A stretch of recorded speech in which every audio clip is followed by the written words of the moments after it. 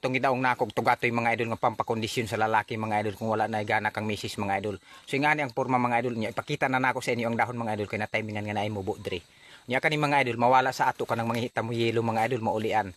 Nya kanang bato sa kidney nato mga idol o mawala sa ikaihi nato mga idol pinaagi ani mga idol. Ang buhat ninyo ani kuanin mga idol panitan ra ni og tagtaron lagaw og imnon mga idol. Buntag udto hapon mga idol hantod mo tin-aw nang imong pangihi. So nga na ra mga idol star sa pag mo tudlo sa inyo. So kani mga idol ug tan-aw nato mga idol ingana ka quality. Oh, pikit kayo. Kung way similya sa laki nga di ka anak mo di ang buhaton nimo dol. Mukuhar ka ani lagaon ra nimo pero minti kay kani mga idol. Quality kaayo ni mga idol nga tudlo nako sa inyo. Kay kani positive kaayo ni mga idol ug tan-aw nato oh. Grabe og duga niya mga idol pinaagi sa tugatoy mga idol. Kaning tugatoy mga idol ug uwang isa ra ang pangalan ani mga idol. Katong baliw lahi sabto. Katong pangdan lahi to mga idol kay pansagulay ug Ginoo nga tinugna. Niya katong lumron mga idol hinangunon tug banig pareha sa baliw hinangunon.